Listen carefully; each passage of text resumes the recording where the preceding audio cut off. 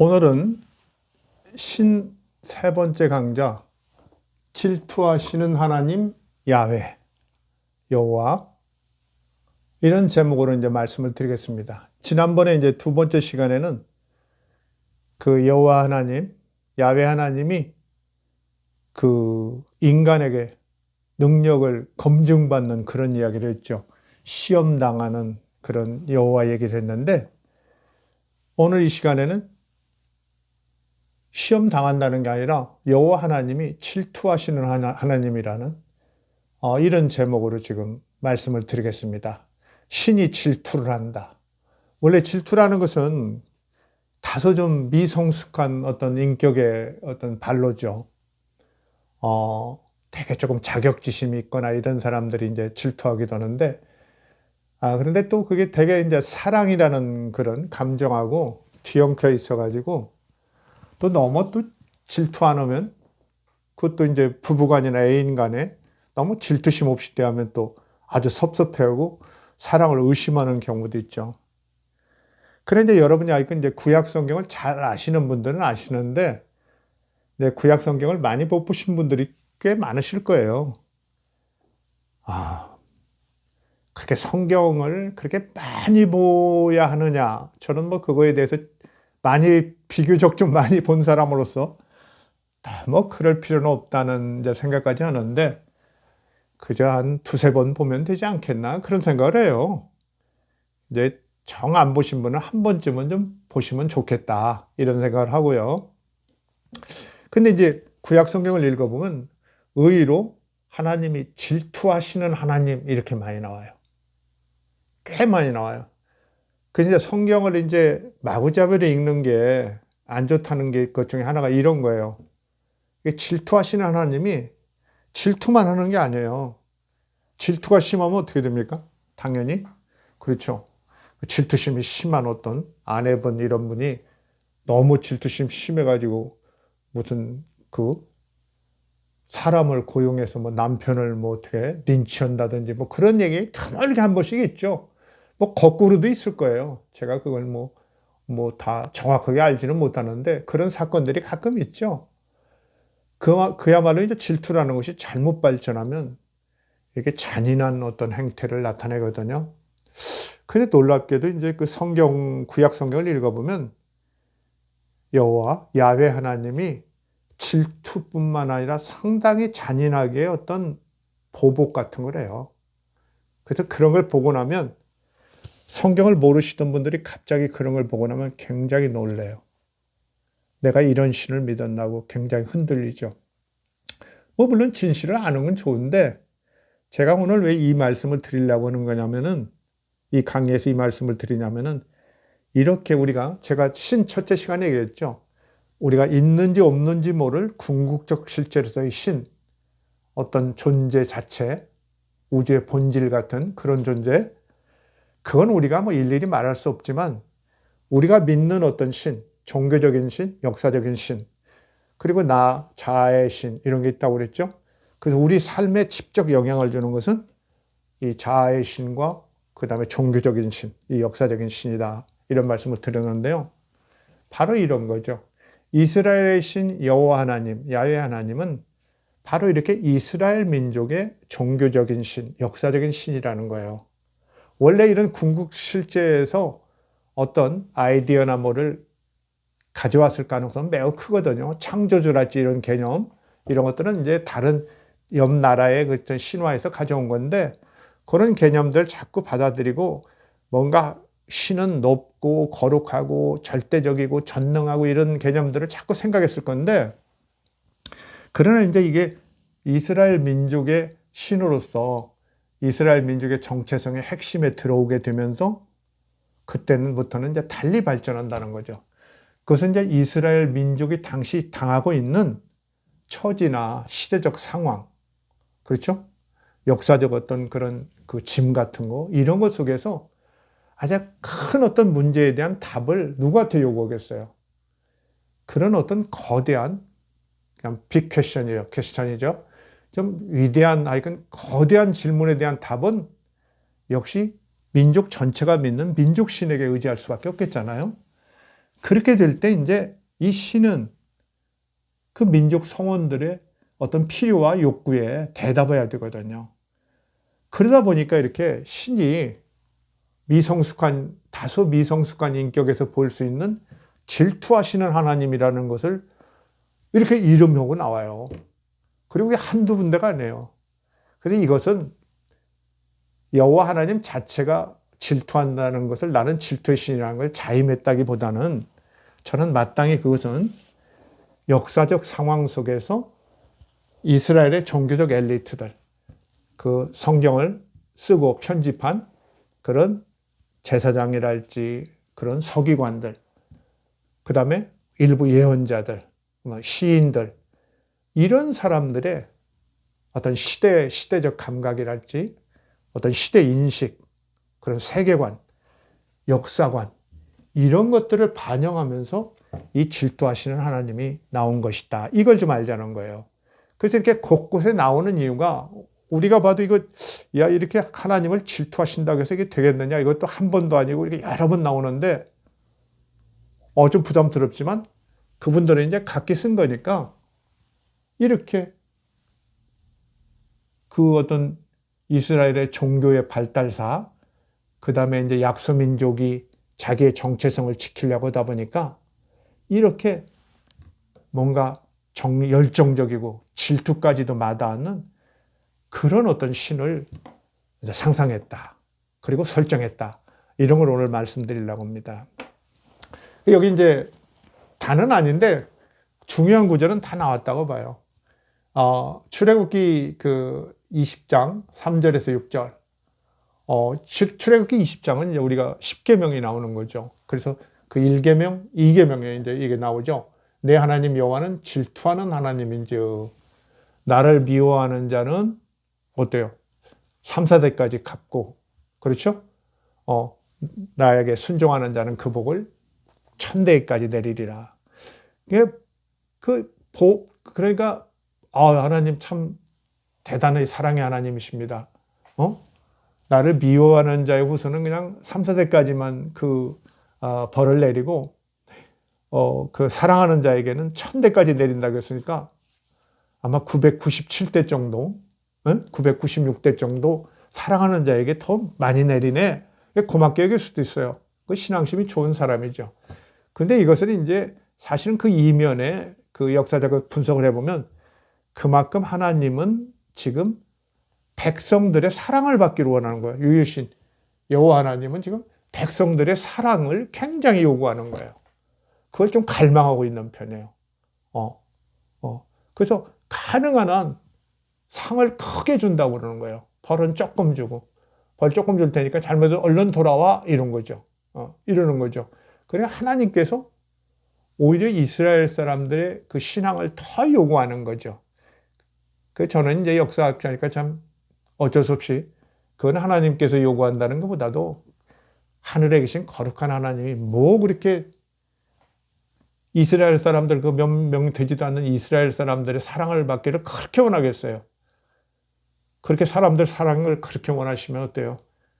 그거보다 수십 배 많은 이집트나, 그렇죠?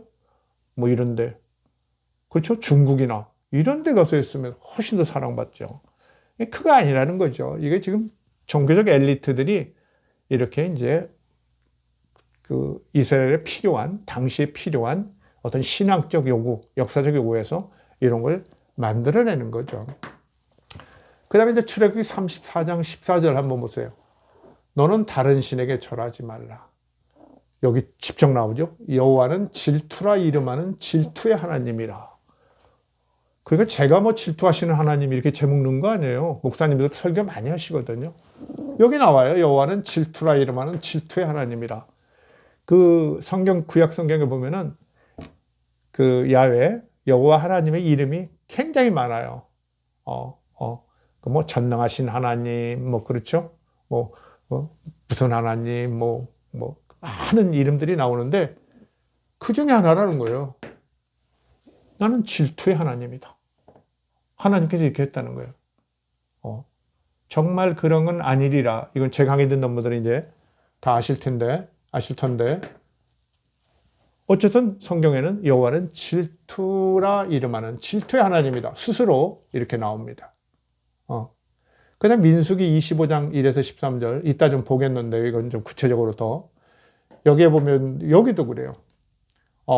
광야에서 이제 그 이스라엘 사람들이 이렇게, 그 유력이죠. 떠도는 동안에 모압 사람들을 만났는데, 모압 여자들을 보고 이스라엘 남자들이 굉장히, 히브리 남자들이 굉장히 좋아해요. 그래서 그들하고 어울려서 자고 막 이러면서 그들의 신, 바알을 섬겨요. 이방의 신을 섬기죠. 그러니까 하나님께서, 야훼 하나님이 그냥 화가 하늘까지 치밀었죠. 그래서 너의 그 지도자들의 목을 달아서 세워라. 목을 달아서 죽여서 이렇게 세우면은 내가 용서할까? 막 이래요. 그러면서 이때 전염병을 퍼뜨려가지고 세상에 24,000명을 죽여요. 24,000명. 무섭죠? 무섭습니다. 제가 이 구절을 다시 보면서 이따 좀 얘기하겠지만은, 요새 그 코로나 바이러스가 생각났어요. 혹시 이게 정말 우리 교인의 문제는 아닌가? 그 이스라엘 그 공동체의 문제였으니까 교인의 문제는 아닌가? 이런 생각까지 퍼뜩 떠올랐어요. 그러나 저는 그거 믿지 않습니다. 그 잊어버리시기 바라고요. 어쨌든 그때 이제 비느하스라는 그 제사장이 아주 그냥 그 이방 여자하고 이렇게 사랑해가지고 이방 여자, 모압 여자죠. 모압 여자를 데리고 온 그 남자하고 여자를 그 천막까지 가서 그냥 창으로 찔러 죽이죠. 칼인가 창인가로 찔러 죽여서 이걸 하나님 그렇게 칭찬해요. 비느하스가 내 질투하여 내 명령을 어긴 자를 죽였다. 그러면서 그 아론의 손자거든요. 아론의 손자 비느하스는 영원히 이스라엘의 제사장이 되라. 막 이렇게 하고 축복하죠. 참 이런 거 읽으면 이 안티크리스찬들은 이제 이거 아주 좋은 혹이죠. 아주 혹이죠. 예. 뭐 그 무신론자들 그런 분들도 이런 거 많이 얘기하죠. 세상에 이게 신이냐? 막 이러고 그러죠. 제가 오늘 이럼에도 불구하고 이제 우리가 알 것이 있다는 걸 얘기하려고 하는 거예요. 제가 비난하려고 하는 게 아니고 미리 오해하면 안 돼요. 역사학자는 이것은 그 시대적 산물로서 당연히 필요하다는 것을 설명하려고 하는 거예요. 그 다음에 이제 신명기 4장 24절. 내 하나님 여호와는 소멸하는 불이시오. 그냥 불태워가지고 깡그리 없애버리는 불이라는 거예요. 무섭죠? 불이 참 무섭잖아요. 소멸하는 불이시오. 질투하시는 하나님이시라. 여전히 그렇고. 신명기 6장 14절 15절에 보면 너희는 다른 주위 사면의 백성들의 신들을 따르지 말라. 여호와는 질투하는 하나님이신즉 너를 멸절할까 두려워하노라. 모세가 이렇게 설교를 하죠. 너희들 주변 백성들의 그 신 따라서 섬기지 마라. 그게 핵심이죠. 이 구약 성경은 다른 신 섬기지 말고 오직 야훼 하나님, 여호와 하나님만 섬기라. 이게 아주 핵심이에요. 그 하나님이 창조주시고 역사의 주관자고 이스라엘 너희를 끝내 젖과 꿀이 흐르는 땅으로 드릴 것이다. 그 다음에 이제 잡혀갔는데도 다시 해방시킬 것이다. 뭐 이걸 얘기하시는 거죠. 그 다음에 여호수아 24장 19절 보면 여호수아가 이제 마지막에 그래요. 이제 그 이스라엘 민족들을 데리고 가나안으로 들어가서 흩어지기 직전에 마지막 모임에서 그러죠. 나는 이제 여호와 하나님을 나와 우리 가족은 여호와 하나님을 섬길 것인데 너희들은 어떻게 할 거냐? 너희들도 여호와 하나님을 제대로 섬길 것이냐? 그러니까 백성들이 예 하고 막 이러죠. 아멘 한 거죠. 그러니까 그러나 이제 여태까지 그 내가 너희와 광야에서 이게 같이 40년간 돌아다 보면서 생활을 돌아다 보면은 너희들 하나님 제대로 못 섬겨.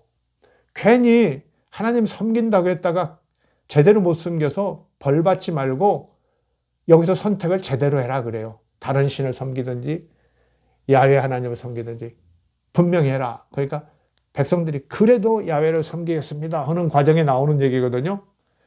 그러면서 이제 여호수아가 그러죠. 야훼 여호와 하나님은 거룩하신 하나님이요 질투하시는 하나님이시니 너희가 함부로 서약하고 잘못 믿으면 큰일 날 테니까 아예 지금 그러려면 믿지 말고 다른 신 선택해라. 막 이렇게 요구하죠. 근데 백성들이 저희도 섬기겠습니다. 뭐 이런 물론 당연히 나오죠. 이렇게 얘기해요. 거룩하신 하나님이요 질투하신 하나님이라. 계속 그게 나와요.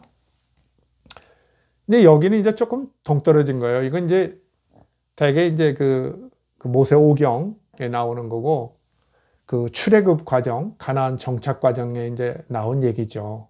근데 이 나훔서라는 건 이제 저 밑에 소선지서라고 그러죠. 소예언서, 예언서 조그마한 것들이 많이 있는데 마지막에 나훔이라는 그런 예언자가 있었는데 이 나훔서 1장 2절에 보면 여호와는 질투하시며 보복하시는 하나님이시라. 질투뿐만 아니라 보복하시는 하나님이시라. 이 구절만 딱 가지고 오면 좀 놀랍죠. 그렇죠. 어때요, 여러분? 예수는 사랑의 하나님이죠. 탕자를 막 맞으러 버선발로 뛰어나오는 아버지예요. 하나님이. 어때요? 많이 다르죠. 이게 이스라엘 민족이 이렇게 형성되는 과정, 이런 데서 보는 질투하고 잔인하고 이렇게 사람을 24,000명을 눈 깜짝할 사이에 죽여버리고 24,000명뿐만 아니죠. 여호수아서 보면 그러죠. 그 여리고나 아이성 사람들 어린아이까지 다 죽여버려라. 짐승도 다 죽여라 막 이러죠. 무섭죠. 무서워요. 그래서 이제 도킨스 같은 사람이 아주 공격을 하죠. 이게 신이냐 하는데 그건 역사를 조금 몰라서 그래요. 역사를 좀 몰라서 그렇죠. 역사책을 읽고 그러면 좀 나을 텐데. 이 나훔서는 이제 훨씬 뒤에요. 7세기쯤, 600년대, 이때인데, 이때 이제 조금 전에는 이제 이렇게 유일신 신앙이 막 일어났어요. 일어났다가 주춤할 때예요. 그래서 다시 아수르를 섬기고 그럴 때인데, 이게 이제 아수르라고 나오죠. 니느웨에 대한 이건 예언이에요. 니느웨가 이제 아시리아의 수도였거든요. 그 얘기하면서 여호와는 질투하시며 보복하시는 하나님이라. 그러니까 니느웨들 지금 다시 유다죠. 므낫세 왕 때죠. 므낫세 왕이 다시 너희들하고 화친을 하고 너희들의 신을 섬기고 그런다 해서 좋아하지 마라. 뭐 이러면서 여호와 하나님 삐쳤죠. 그렇죠? 히스기야가 유일신 신앙 운동을 해서 막 다른 신상 이런 거 다 때려부시고 그랬는데 그 아들 때 와가지고 다시 돌아가니까 옛날 신앙으로 다시 돌아가서 삐져가지고 이렇게 예언이 나오는 거예요. 여호와는 질투하시며 보복하시는 하나님이시라. 그 좀 무섭죠? 보복까지 한다니까. 질투하면 보복한다니까요. 잔인하고 이렇게 됩니다. 이런 구절들이 지금 질투하시는 하나님을 보여주는 구절들이에요. 아까도 얘기했지만 질투는 자연스러운 인성이지만 미성숙한 인격의 한 표현이다. 그래서 자칫하면 그야말로 전능하신 유일신 창조주 하나님이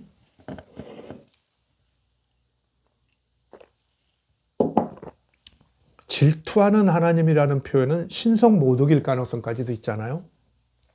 근데 이제 성경 구절은 분명히 여호와는 질투의 하나님이라 막 스스로 말씀하잖아요. 스스로 질투하는 하나님, 본인 스스로 내 이름은 질투의 하나님이다 이러고. 왜 이러냐? 이걸 우리가 알아야 한다는 거죠. 이것은 이제 여러 가지로 있는데 첫째는 역사 자체로 볼 때는 어떠냐면은 야훼 신이 원래 가나안에서 있던 신이라고 보기는 좀 어렵고 혹시 있었더라도 아주 미미한 신이었을 가능성이 있어요. 그래서 직접 들어와서 이제 이스라엘의 민족신이 되는 과정은 더 지난번에도 얘기했죠. 저 남쪽에 시나이 쪽 거의 거기 이제 호렙산 신의 산이라고 하는데 그렇게 유목민들이 저 남쪽에서 섬기던 광야에서 섬기던 신이었어요. 그 유목민들이 이스라엘 민족이 이제 이스라엘 중앙 산지에 모여서 민족을 형성하고 이렇게 집단을 형성할 때 거기에 들어온 거예요, 일부가. 근데 그 사람들의 신이 이제 서서히 번져가는 거예요. 그런데 거기 사람들도 적을 뿐만 아니라 뒤늦게 들어오니까 어떻겠어요? 다른 신들이 쫙 그냥 다 자리 잡고 있는 거죠. 뭐 바알 신이랄지, 그렇죠? 아세라 신, 그 다음에 더 위로 보면 엘 신, 이런 신들이 꽉 잡고 있죠. 그러니까 뒤늦게 끼어드는 신이니까 어떻겠어요? 뒤늦게 끼어드는 신이 파고들죠. 근데 잘 안 믿어요. 예. 그러니까 뭐 뒤늦게 온 그 신이 질투심이 나죠. 자꾸 안 믿어주고 그러니까. 그 이제 지난 시간에 우리가 봤잖아요. 그렇죠? 기도원 같은 경우 그렇죠? 잠깐 믿어주더니 또 입 딱 씻고 안 믿어요. 그 사람들이. 그죠? 이제 이런 상황이 반복되는 거예요. 저 친구도 이상한 친구 아니야? 어디서 왔어? 막 이러는 거죠. 잘 안 믿어요. 그 당연히 질투하는 하나님이 실제 역사 속에 있었다고 보는 거죠. 그걸 우리가 어디서 볼 수 있냐면 바로 성경의 사사기, 이제 가톨릭 성경에는 이제 판관기라고 그러는데 그 사사기 판관기 안에서 우리가 그런 역사를 볼 수 있어요. 뒤늦게 들어와서 상대적으로 열악한 공존 상태. 그리고 당연히 질투하죠. 그 다음에는 이제 그런 단계를 거쳐서 민족신이 됐네요.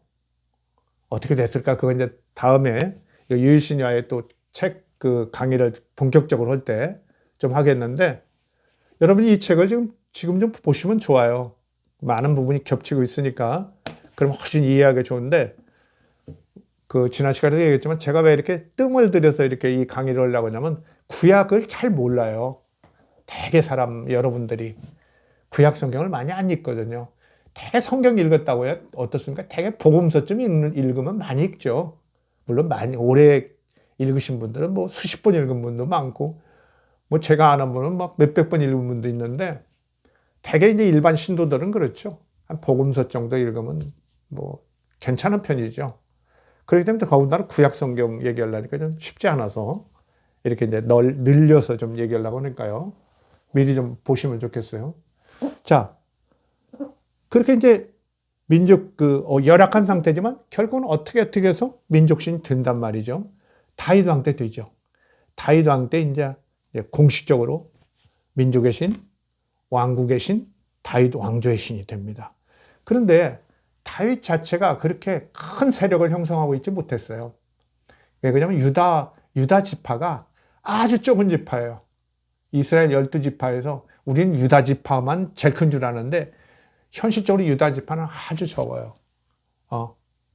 처음에 이스라엘 왕국이 설 때는. 그러니까 다윗이 이렇게 자기 왕조를 열었지만 모든 그런 이스라엘 왕국 내 백성들이 전적으로 막 호응하고 그러지는 않아요. 이런 가운데 이제 여호와신을 민족신, 다윗 왕조의 신으로 선포했지만 다른 지파들은 여전히 전통적인 바알신이랄지 이런 엘신 이런 숭배를 계속하는 거예요. 그래서 그런 걸 우리가 다신신앙이라고 하죠. 이렇게 여러 신을 섬기는 상태가 되는 거예요. 우리나라가 지금 사실은 다신신앙이죠. 물론 한 사람이 2개, 3개를 섬기는 사람은 드물겠지만 그때 옛날에는 그냥 여러 신을 섬기는 거예요. 여기도 인사하고 저기도 절하고 막 이렇게. 이런 다신신앙 상태가 지속되니까 어때요? 우리가 이제 사무엘 상하 열왕기 상하 이런 데 보면 그런 남북 왕조 시대에도 어때요? 자꾸 야훼 신하고 그렇죠? 바알이랄지 다른 신들하고 충돌이 많아요. 그게 현실이에요. 그래서 다신신앙 상태에서 충돌이 많다. 우리가 제일 유명한 것은 이제 엘리야가 갈멜산에서 그렇죠? 바알 신의 그 사제들하고 막 신앙적 결투를 하는 거죠. 누가 진짜 신인가 막 이거. 그러면서 바알이냐 여호와 하나님이냐 선택하라 막 유명한 거 있죠. 그러면서 이제 엘리야가 이기니까 어때요? 400여 명을 바알신 섬기는 400여 명의 제사장들을 다 죽여가지고 막 갈아서 막 어떻게 뿌려버리고 그러죠. 무섭죠. 이런 상태가, 그러니까 성경이 이야기하는 것은 좀 뒤에 과장한 거예요. 사실은 구약 성경은 더 뒤에 이제 편집이 되고 써졌기 때문에 과장한 건데, 어쨌든 그 당시에도 경쟁 상태였다. 경쟁 상태니까 여전히 어떤 질투하는 하나님의 모습은 지속되었다. 이런 걸 우리가 알 수 있는 거예요. 그러다가 국제적 위기 속에서 어때요? 히스기야 왕 때. BC 8세기죠? 그 다음에 그 뒤에 요시야 왕 때. 결국 요시야 왕 때 BC 622년, 기원전 622년에 이제 유일신 신앙을 선포하죠. 다른 신을 섬기면 절대 안 되는 거예요. 막 죽이는 거예요. 그래서 유일신 신앙을 선포하죠. 신명기가 만들어지고, 그래서 막 이렇게 질투하는 하나님이다. 막 이런 게 나오는 거죠. 이 신명기 같은데. 응? 말 안 들으면 다 불태워버리리라. 막 이러고 나오는 거죠. 이제 강압적인 유일신 신앙을 선포한 거예요. 왜? 그 아수르는 이런 데한테 워낙 그 괴로움을 당하니까 그때 아수르가 약간 좀 무춤했거든요. 그 틈에 일어나려고 했던 거예요. 나라를 좀 부흥 재건시키려고 히스기야 왕하고 이제 그 요시야 왕하고 그렇게 이제 노력했던 거죠. 그러면서 야, 우리 민족이 몇 명이냐? 뭐 히스기야 왕 때 한 20만 명 됐다고 그러고 원래 그 건국할 때 다윗 왕 때 BC 한 1000년에 건국했는데 그때는 한 10만 명 정도 됐다고 그래요. 어떤 고고학자들은 조금 더 적게 보기도 하고 조금 더 많게도 보는데 여러분이 한 머릿속에 한 건국할 때 한 10만 명쯤 됐다. 이렇게 생각하면 됩니다. 그거 어때요? 건국할 때 10만 명이었는데 그 몇백 년 전에 광야에서 장정만 60만, 식구들까지 해가지고 한 뭐 200만, 300만이었다. 이건 말도 아니죠. 아주 과장된, 후대에 과장된 하여간 파노라마다. 이걸 우리가 또 알 수 있죠. 자, 어쨌든 유일신 신앙 자체가 이렇게 또 의도적이고 정치적으로 강압적으로 형성될 때 굉장히 많은 다른 그 제사장이나 이런 사람들 막 죽이고 그러죠. 신앙을, 다른 신을 금지하고 그러니까. 그러면서 그때 하나님은 질투하시는 하나님이라는 걸 또 강조해요. 다시 한번 강조하면서 성경이 쓰여집니다. 이제 이 신명기가 나오면서 역사서가 먼저 쓰여져요. 아까 얘기했죠? 역사서, 여호수아, 사사기, 사무엘 상하, 그렇죠? 그 다음에 열왕기 상하, 역대기 상하라는 게 또 있는데 성경에 그건 훨씬 뒤에 나중에 저 바벨론 유수 갔다 와서 훨씬 뒤에 쓰인 거예요. 그러니까 그건 좀 떼놓고요. 열왕기 상하까지 이제 쓰입니다. 물론 이때 다 쓰이는 건 아니고 그 요시야 왕 때 신명기가 쓴 다음 그 무렵부터 시작해서 바벨론 유수에 가가지고 그 바벨론 유수의 전반기에 쓰여져요.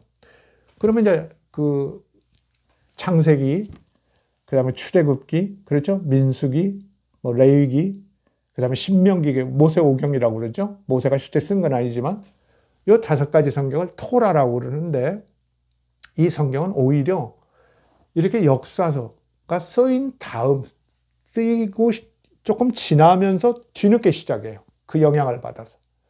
바벨론 유수 상태, 물론 신명기는 써 있지만 재편집을 하죠. 신명기를 제외하면 나머지 것들은 바벨론 유수에 가서 그리고 돌아와서 그래서 그것들이 완성되는 건 대개 이제 BC 한 400년쯤이다. 이렇게 이제 학자들이 얘기하죠. 조금 뒤에요. 뒤에. 그러니까 성경을 뒤에 편집하면서 어떻게 하냐 또 이 사람들이. 그때는 유일신 신앙이 완전히 성립됐는데 유일신 신앙이 어때? 약소민족의 유일신을 선포하면 어떻게 되겠어요? 굉장히 포먼나죠. 그죠? 예. 굉장히 포먼나요. 기운도 없는 사람이 목표를 높이 세우면 아주 포먼나죠. 근데 이제 그것 때문에 고생도 많이 하죠. 남들이 비웃기도 하고. 어때요? 바로 바벨론에 잡혀가고 어쩌면서 스스로도 아주 낭망에 빠졌죠. 낭망에 빠졌죠. 그러나 그럴수록 그 사람들은 과거사를 더 미화했죠. 미화해. 왜? 만약에 유일신 야훼 신앙까지 포기하면 땅도 빼앗기고 다 쫓겨났는데 유일신 야훼 신앙까지 포기하면 어떻게 되겠어요? 그야말로 민족이 멸절되는 거죠. 그러니까 이 사람들이 야훼신 신앙을 그 엘리트들이 적극 강화하는 거죠. 체계를 갖추죠. 그리고 하나님의 모습도 보다 보편성을 띈 하나님을 만들죠. 그래서 이제 아브라함부터 얘기하는 게 아니라 그 이제 전설 같은 데 나와 있었겠죠. 뭐 아담, 하와, 노아 전 세계사를 아우르는 그런 이제 토라, 모세오경을 만들어낸 겁니다. 그것이 이제 우리가 창세기에 나오는 얘기들이죠. 창조설화 같은 것도 나오죠. 그거 이제 수메르나 바벨론의 신화의 영향을 받아가지고 그럴듯하게 만들어냅니다. 자기들의 그 역사 경험을 넣고 그럴듯하게 만들어내죠. 그게 이제 모세오경이에요. 그러니까 그 모세오경에는 하나님의 모습이 아주 보다 유연하기도 하고 또 아까 얘기한 대로 옛날부터 질투하는 하나님으로서 확실히 계셨다는 걸 강조하기 위해서 이렇게 질투하는 하나님을 아주 강화합니다. 사실 이런 시대에 아까 얘기했죠. 사사기나 판관기 시대에 여호와신이 뭐 그렇게 뒤늦게 와가지고 다른 신들하고 그렇게 못 살게 서로 싸웠겠어요. 그냥 적당히 눈치 보면서 공존 하는 거죠. 마음속으로 질투하지만. 그러나 이제 이 성경은 이렇게 뒤늦게 바벨론 유수 이후에 모세오경이 이제 이렇게 편집됐기 때문에 이렇게 뒤늦게 유일신이 확립되어 있는데 이스라엘 사람들이 제대로 믿지 않아서 하나님께서 이렇게 속상해 하셨다. 그래서 결국 너희들이 말을 안 들어서 바벨론에 끌려간 거야. 그 얘기를 하는 거예요, 지금. 아시겠죠? 그런 얘기를 하는 겁니다. 그래서 이렇게 하나님이 정말 어떻게 했어요? 이 우주를 창조하고 우주 자체일 수도 있고 그 다음에 우주의 본질일 수도 있고 오늘의 우주의 운영이나 이런 것을 이렇게 여일하게 하고 참 우주가 아름답죠. 이 도시에 오래 살다 보니까 수십 년 살다 보니까 아름다운 우주를 잊어버렸는데요. 저 어렸을 때 그 시골에 살 때 그 여름에 마당에 이렇게 평상 같은 거 놓고 혹은 뭐 이제 중학교 때 이런 때도 이제 밖에 나가서 이거 들판에 그런 수문이나 이런 데 올라가서 불빛도 없는데 하늘 쳐다보고 그러면요. 별들이 막 그 참 쏟아지거든요. 막 별똥별도 있고. 그때 참 어린 나이지만 야, 참 멋지다. 멋지다는 걸 못 느낄 만큼 멋졌어요. 요새도 더러 이제 깊은 산중에 살고 그러는 분들은 그거 느끼죠. 천문대 같은 데 가시는 분들. 아이들이 그걸 못 느끼는 건데 옛날 사람들은 이제 불빛도 없고 그러니까 정말 우주가 아름다웠던 거예요. 그게 플라톤 같은 사람이 그냥 뿅 간 거예요. 그리스 그런 어떤 철학자들 이런 사람들. 우주는 이제 코스모스다. 아니 질서의 극치다. 저걸 만든 분은 진짜 선한 분이다. 뭐 이런 생각을 하는 거죠. 뭐 이스라엘의 하늘이라고 뭐 다르겠어요. 다르지 않죠. 그런데도 이스라엘은 지금 이렇게 역사가 약소민족으로도 역사가 너무나 고난에 연속되니까 그렇게 하늘 쳐다보고 즐길 겨를이 없었어요. 그 그리스 사람들은 그래도 막 페르시아하고도 이기고 그래가지고 기분이 아주 좋았거든요. 그러니까 과학도 연구하고 본질적 존재도 생각하고 그러는데 어때요 여러분? 가난한 집 아버지 어머니가 지금 뭐 코로나 바이러스라고 한가하게 뭐 피하고 그러겠어요? 무슨 일이든 하잖아요. 무슨 일이든. 그런 분들 많이 있어요. 고생하시는 분들. 국가가 적극적으로 나서야 돼요. 우리 인간만이 진짜 어떻게 보면 사랑의 공동체라는 걸 좀 만들어낸 건데 그거 좀 적극 나서야죠. 자, 이스라엘 사람들 이 고난 중에 그냥 뭐 그렇죠? 옆에 뭐 그냥 아수르한테 된통 당하죠. 이집트한테 당하죠. 그렇죠? 옆에 또 시리아한테 당하죠. 결국은 또 바벨론한테 또 얼마나 당합니까? 그들은 또 어떻게 왔더니 페르시아가 또 뭐 해방시켜준다고 하더니 웬걸 또 식민지로 그렇게 200년 괴롭히고 그 다음에 어때요 또 알렉산더가 와가지고 또 그리스 그게 또 한 100여 년 괴롭히죠. 그 잠깐 독립했는데 노마라는 친구가 또 와가지고 그렇게 못살게 굴고 해체시켜버리죠. 그렇게 고난의 역사 속에서 하늘 쳐다보고 한가할 새가 없었던 거죠.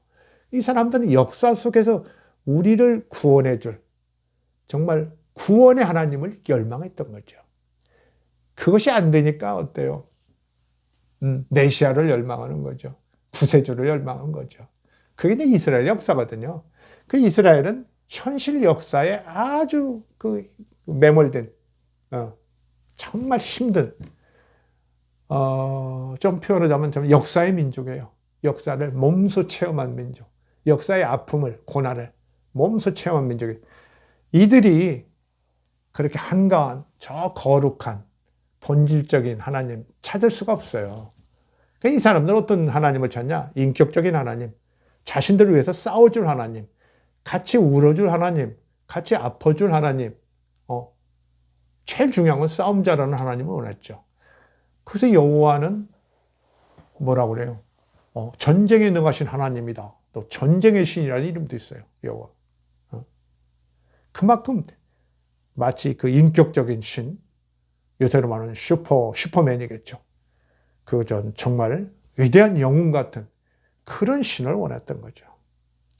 그러다 보니까 이렇게 약소민족이 전능한 신, 유일한 신을 설정하다 보니까 백성들에게 자연스럽게 믿어하던 그런 다신신앙 이런 걸 청산하고 유일신만을 섬기게 해서 똘똘 뭉치려고 하다 보니까 이렇게 질투하는 하나님을 만들어낸 거죠.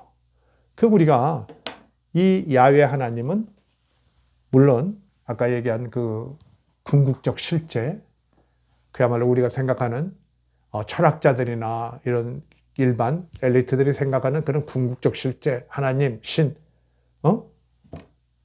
이런 것보다는 자기 안에 들어온 어떤 현실적 민족의 신, 종교적 신, 역사의 신, 여기에 몰두할 수밖에 없었다. 그러는 가운데 이렇게 질투하는 신이라는 세계사에는 좀 드문, 아주 없는 건 아니죠.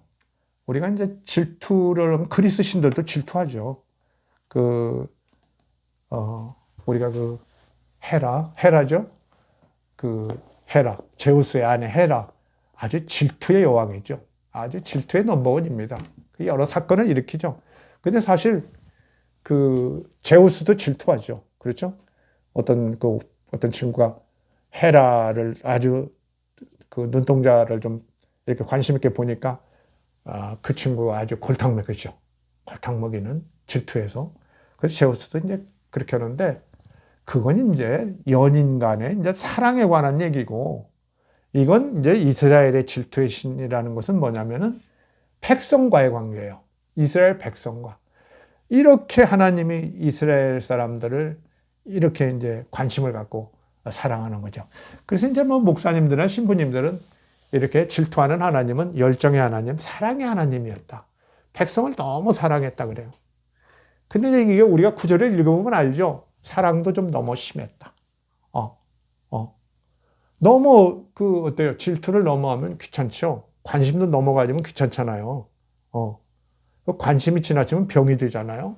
자, 그런 걸 우리가 느끼는 거죠. 그러나 그런 것은 당시 이스라엘에 처한 그 역경, 어려운 그런 상황, 그 다음에 야훼 신이 뒤늦게 들어와서 민족신이 되고 또 약소민족의 신이 돼서 다른 나라들과 경쟁하게 될 때 여호와 신은 질투하는 하나님, 질투하는 신밖에 될 수 없었다. 이게 핵심이죠. 그래서 아까 이제 민수기 25장 얘기를 좀 한다겠는데 대충 얘기됐어요.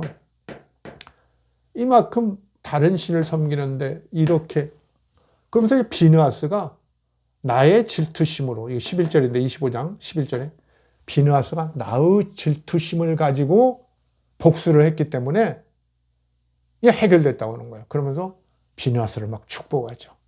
근데 아까도 언뜻 얘기했지만, 아니 어떻게 어떻습니까? 사람이 광야에서는 어쩌건 간에 젊은 남자들이 이렇게 수십 년 유력하는 동안에, 돌아다니는 동안에, 이쁜 아가씨들, 자기들은 어디 입고 그런 게 어떻겠어요? 형편없겠죠? 역사적 사실은 아니지만 그렇다는 거죠. 모압 여자들 얼마나 이뻤겠어요? 정착 생활하고 이제 유목도 하고 그러지만 얼마나 이뻤겠죠. 깨끗하고. 그 사람들은 좀 안정되게 살았으니까. 그래서 여성들 만나서 좋아하고 어울리고. 아니 아내가 이쁘면 아내의 신한테 절하는 것도 당연한 거고 있을 수 있는 일인데 이렇게 삐치셨어. 실제 삐친 게 아니죠. 이건 허구예요, 허구. 누가 만들었냐? 모세오경을 만든 그런 제사장 계통의 그런 편집자들이 집어넣은 거죠. 전설이 있었을지는 몰라요. 과장한 거죠. 과장한 거예요. 그래서 그때 이제 사실은 이 비느하스가 찔러 죽인 사람, 그 사람이 그랬어요. 다른 것도 아니에요. 다 모이라고 하는데 그 모압 여자, 자기가 사랑하는 모압 여자를 같이 데리고 왔어요. 그러니까 비느하스가 막 화가 나가지고 찔러 죽인 거거든요. 그 천막까지 가서 두 사람을. 어때요? 무섭죠? 그럼 어때요? 아무리 그 길거리에서 만났더라도 자기가 사랑하는 여자 데리고 가는 게 이제 마땅한 인간의 도리죠. 그죠? 책임 있는 사람이고. 어떻게 보면. 그냥 성경은 이렇게 여호와 신 위주로 이렇게 편집하다 보니까 정말 신 위주의 그 책이 되다 보니까 그렇게 인간적인 행위들이 완전한 대범죄죠. 극악무도한 범죄로 가는 거죠. 여기서 우리가 좀 아시겠죠? 제가 왜 이런 강의를 하는지 우리가 그 시대나 상황에 따라서 그 어떤 기준이나 감각이 달리한다는 거예요. 판단의 기준이. 그렇죠? 일제시대 독립운동하는데 뭐 어떤 친구가 뭐 독립투사들 뭐 대충 살았다 뭐 이러고 했다고 하는데 그거 좀 웃기는 친구죠.